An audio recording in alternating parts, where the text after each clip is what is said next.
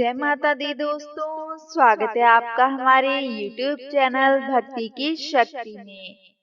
दोस्तों, आज हम आपको गणेश जी की एक अनोखी कहानी सुनाने जा रहे हैं।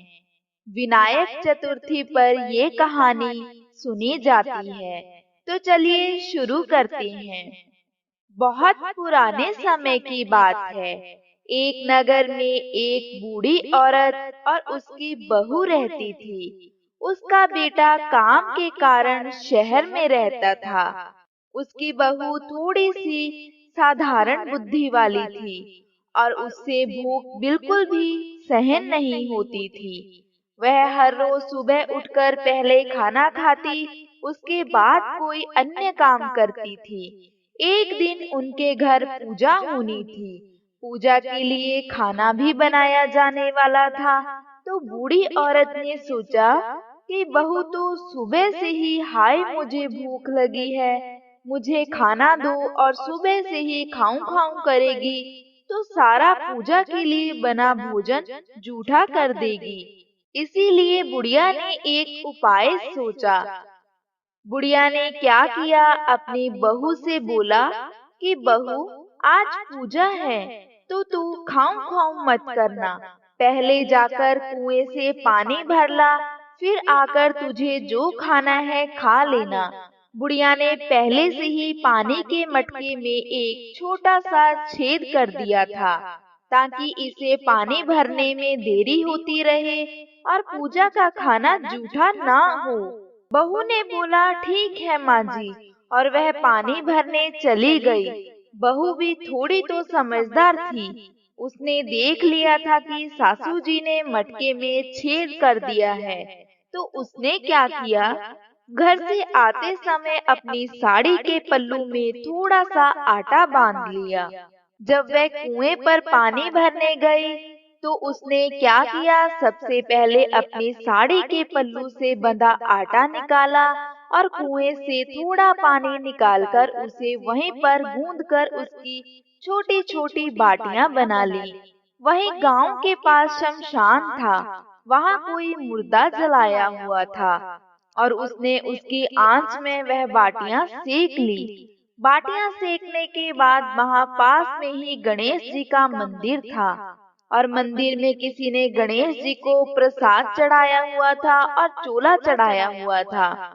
गणेश जी की तोंद पर घी लगा हुआ था। उसने गणेश जी की तोंद से घी लिया और उससे बाटियां चौपड़ चापड़ कर एक बाटी का भोग गणेश जी को लगा दिया और बाकी खुद खा ली। उसने अपनी सबसे पहले भूख मिटाई और उसके बाद पानी भरकर आराम से घर आई। इधर गणेश जी को गुस्सा आ गया और गुस्से में आकर उन्होंने अपनी नाक पर उंगली चढ़ा ली।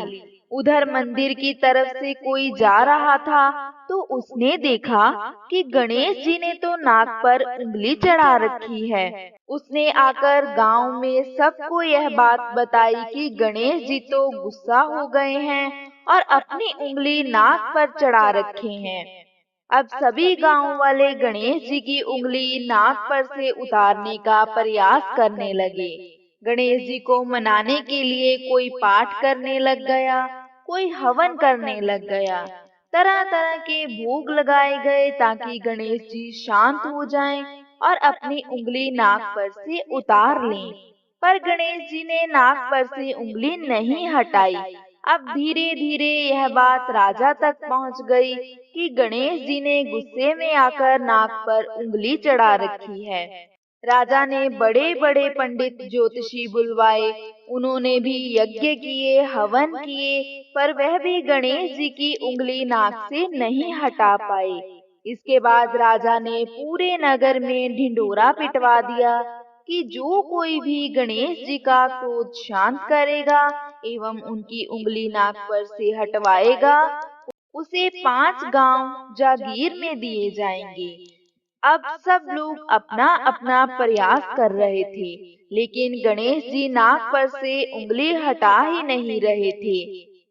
जब सब थक हार गए, किसी से कुछ ना हुआ, तो बुढ़िया की बहू बोली कि माँ साहब, अगर आप बोलो तो मैं गणेश जी की नाक पर से उंगली हटवा सकती हूँ।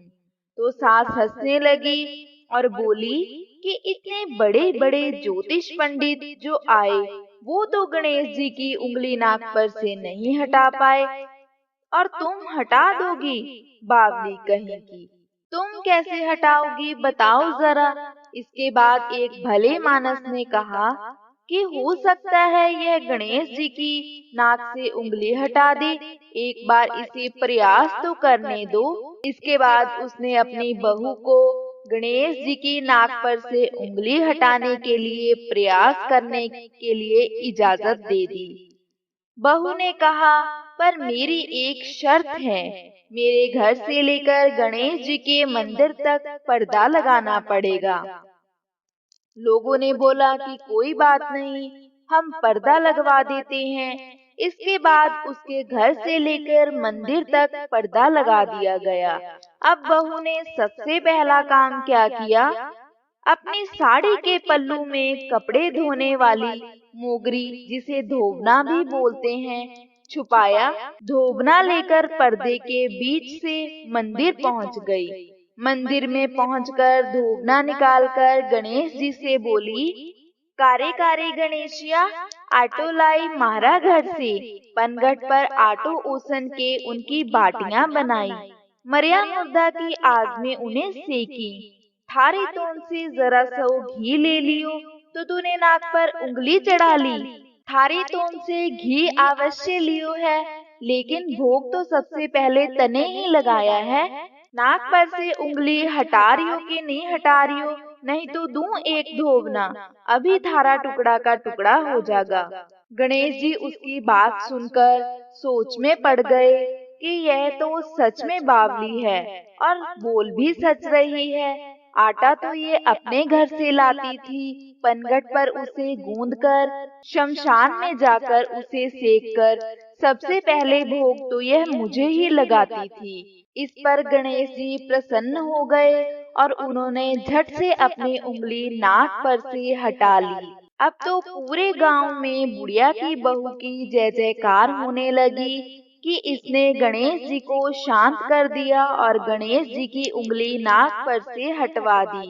राजा ने अपने आदेश अनुसार उसे 5 गांव जागीर में दिए। यह गणेश जी की उस बुढ़िया की बावरी बहू पर कृपा ही हुई थी कि जो उसे इतना सम्मान और 5 गांव जागीर में मिल गए। हे गणेश जी महाराज, जैसे एक बुढ़िया की बावरी बहू को क्षमा कर उस पर कृपा की, वैसे ही हम सबकी भूलों को क्षमा कर हम पर कृपा करना। तो बोलो जय श्री गणेश जी की। तो दोस्तों, ये थी हमारी आज की गणेश जी की एक अनोखी कहानी। अगर आपको ये कहानी अच्छी लगी तो इसे लाइक करना और ज्यादा से ज्यादा शेयर करना, और हमारे चैनल से जुड़े रहने के लिए इसे अभी सब्सक्राइब कीजिए। नीचे दिए गए बेल आइकन को प्रेस करना ना भूलें, ताकि आपको हमारी आने वाली हर नई वीडियो का नोटिफिकेशन मिलता रहे। जय माता दी।